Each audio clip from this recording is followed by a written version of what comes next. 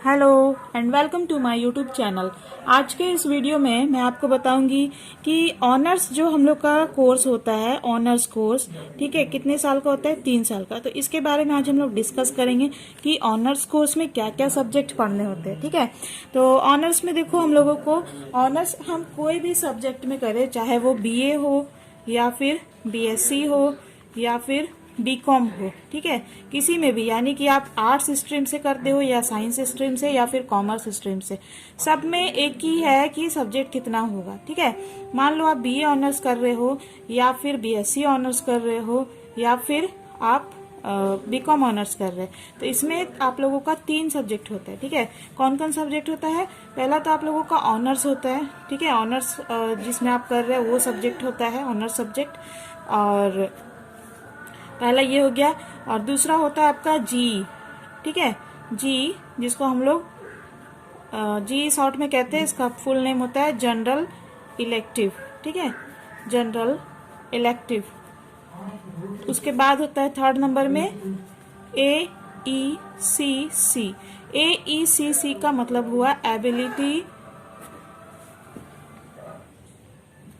AECC का मतलब हो गया ability enhancement, ability enhancement comprehensive course. ठीक है, इसका फुल फॉर्म ये होता है। तो देखिए इसमें क्या क्या पढ़ना होता है। एक तो आपका ऑनर्स सब्जेक्ट होता है, जो कि ऑनर्स आप चूज करेंगे। आप बीए में होंगे तो पॉलिटिकल साइंस हो सकता है, हिस्ट्री हो सकता है, इकोनॉमिक्स हो सकता है, इंग्लिश, हिंदी, या फिर आर्ट्स के जो भी सब्जेक्ट है वो उसमें आप ऑनर्स करते हैं। ठीक है, आप बीएससी में होंगे तो फिजिक्स, केमिस्ट्री, बायोलॉजी, मैथमेटिक्स, ये सब जो साइंस के सब्जेक्ट है, जियोलॉजी, ये सब में आप ऑनर्स कर सकते हैं। ठीक है, और बीकॉम में क्या कर सकते हैं आप लोगों का? अकाउंट्स ऑनर्स हो सकता है। ठीक है, और बीएसटी है ना, बिजनेस स्टडीज, ये सब जो ऑनर्स का जो एक सब्जेक्ट आप जो भी चूज करेंगे बीए में, चाहे बीएससी में, बीकॉम में, तो एक सब्जेक्ट उसका जो होगा आपका, मान लीजिए बीए में आप ले रहे हो इंग्लिश ऑनर्स। ठीक है, इंग्लिश ऑनर्स कर रहे हो, तो इंग्लिश ऑनर्स में जो ऑनर्स पेपर होता है, ऑनर्स पेपर फर्स्ट नंबर जो ऑनर्स पेपर होता है, उसमें आप लोगों को 2 पढ़ना होता है, 2 बुक पढ़ना होगा। एक होता है CC1, एक होता है CC2। CC1 मीन्स कोर्स 1, ठीक है, एंड CC2 मीन्स कोर्स 2। समझ गए? तो ऑनर्स, जैसे आप लोगों का ऑनर्स है इंग्लिश है या फिर अकाउंट्स है, ठीक है, अकाउंट्स है,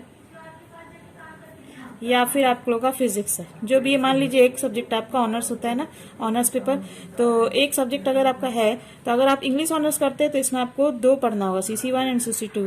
या अकाउंट्स में ऑनर्स करते हैं तो आपको 2 पेपर होगा, CC1 एंड CC2। ठीक है, 100 मार्क्स का आप लोगों का एग्जाम भी 2 बार में होगा, यानी CC1 का एक दिन होगा, फिर CC2 का एक दिन होगा। ठीक है, और 100 मार्क्स का एक एग्जाम होगा।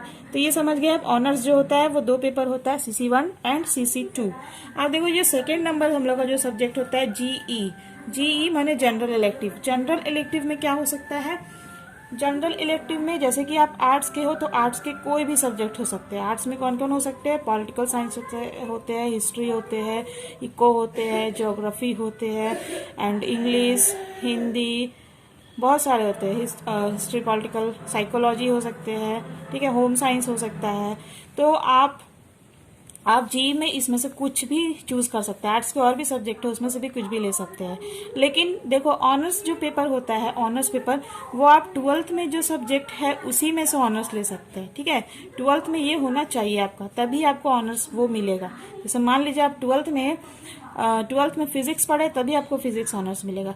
12th में अगर आप हिस्ट्री पढ़े अगर तभी आपको हिस्ट्री ऑनर्स मिलेगा। ऐसा नहीं कि जो आप नहीं पढ़े वो ऑनर्स ले सकते। ठीक है, तो 12th में जो सब्जेक्ट है उसी में आप ऑनर्स कोर्स कर सकते हैं।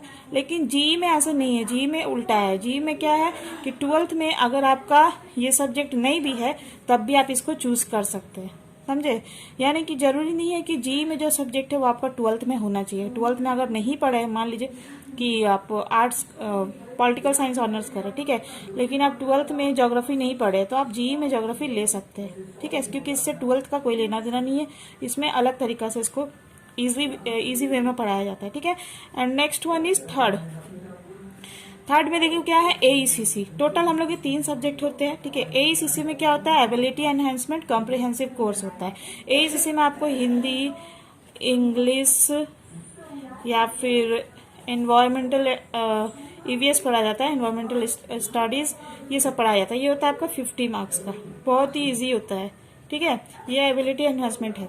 तो आपका ये हो गया 100 का ऑनर्स पेपर 2, 200, ठीक है, ऑनर्स पेपर ऑनर्स का। एंड इसका जी का हो गया आपका 100 मार्क्स का, जी जनरल इलेक्टिव। एंड AECC हो गया आपका 50 मार्क्स का, ठीक है। तो ये हो गया आपका 350 का। क्लियर है। अब देखो यहाँ पे क्या होता है, ये फर्स्ट सेमेस्टर में है, ठीक है। BA कोर्स जो होता है वो आप लोगों का 3 साल का होता है। मान लो 3 इयर्स का ये कोर्स है, तो 3 इयर्स में आपका कितने सेमेस्टर होते हैं, 6 सेमेस्टर्स होते हैं। कैसे होते हैं, 6-6 महीने का एक सेमेस्टर होता है, ठीक है। 3 साल में, अगर एक साल में 2 सेमेस्टर यानी 6-6 महीने का हुआ, तो 3 साल में 6 सेमेस्टर हुआ। क्लियर है।